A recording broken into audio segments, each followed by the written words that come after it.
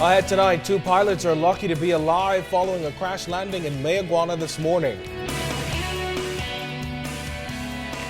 Also ahead tonight, a woman convicted of killing her husband continues to wait out her sentence.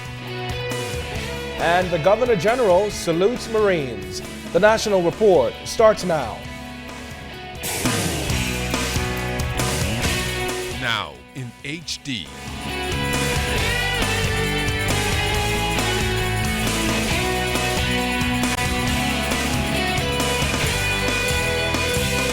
ZNS Network presents The Bahamas Tonight. This segment of the news is brought to you by BTC, powered by Lime.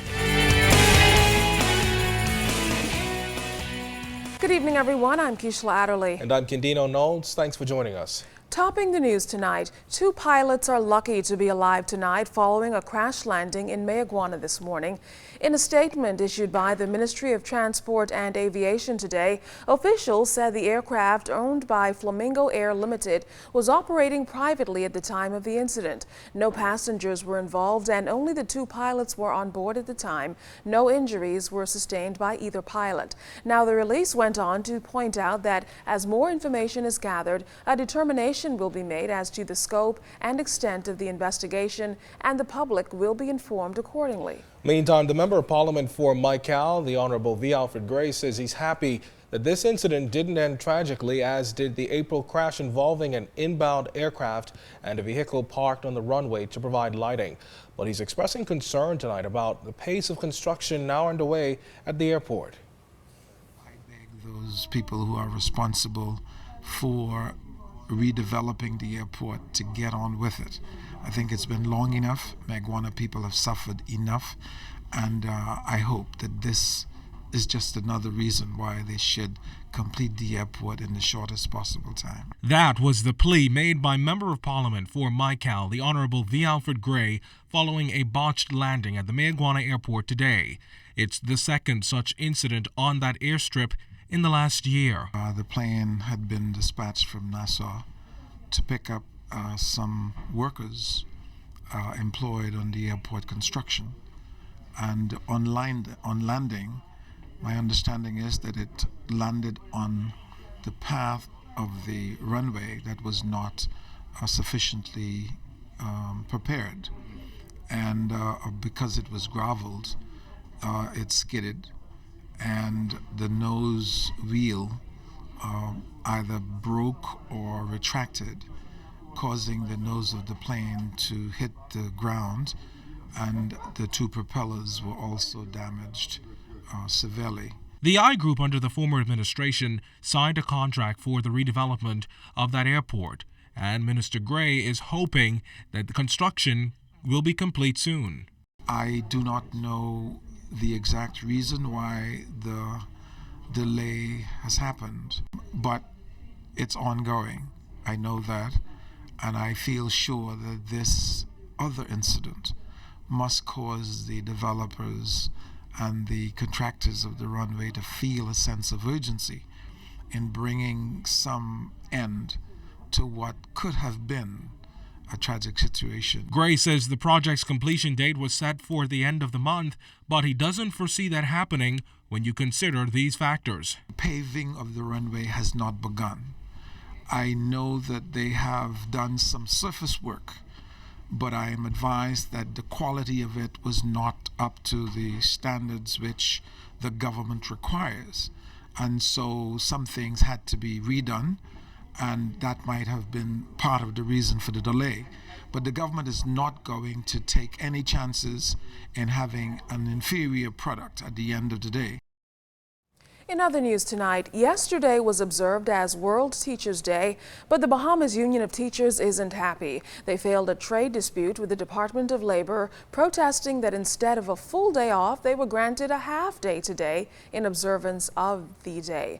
Now, Union President Belinda Wilson says the conciliation at the Department of Labor reached an impasse and there was no settlement. As a result, Wilson says the president and executive officers of the union met with the Minister of Education and and his team yesterday, with the Ministry of Education maintaining its position that the half-day would be granted. But the union notes that it's very important that its members know there was no agreement with the ministry for a half-day. Well, fresh from his trip to the United Nations, Foreign Minister Fred Mitchell today reiterated the government's commitment to finding new resources for this country's development.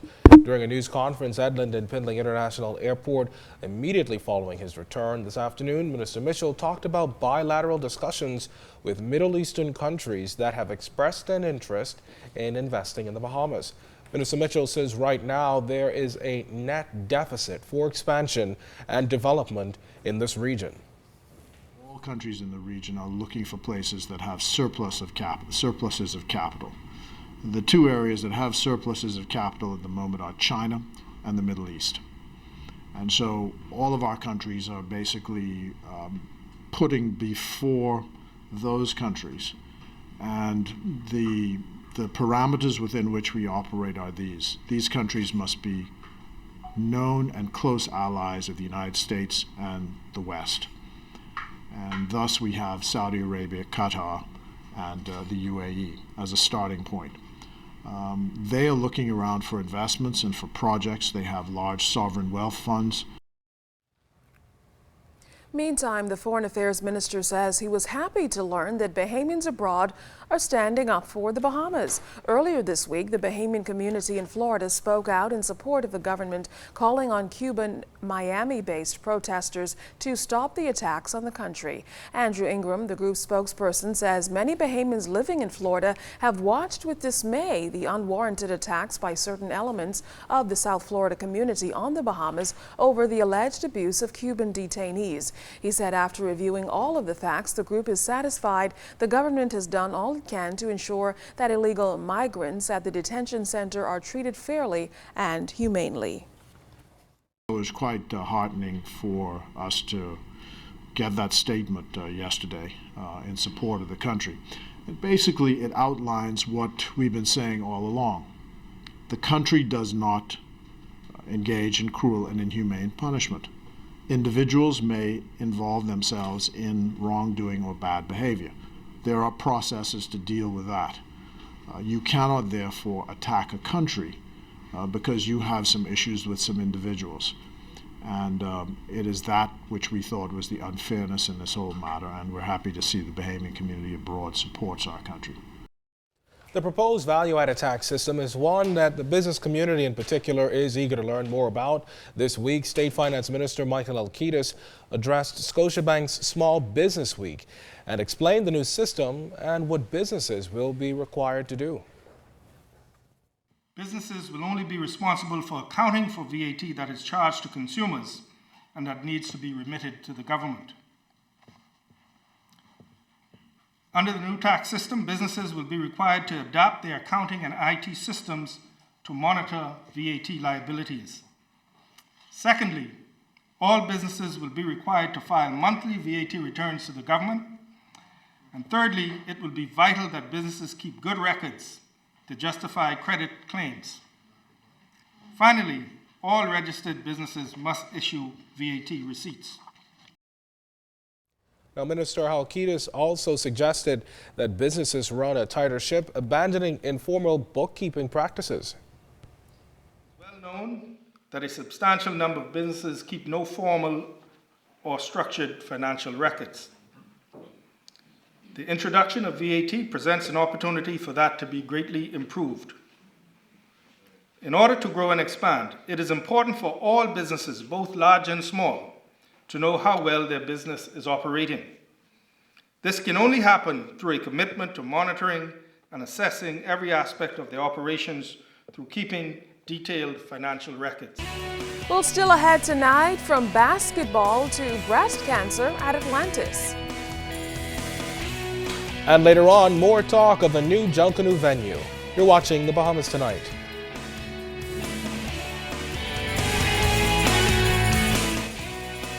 This portion of the news is brought to you by Shell Helix Ultra. Performance you can see.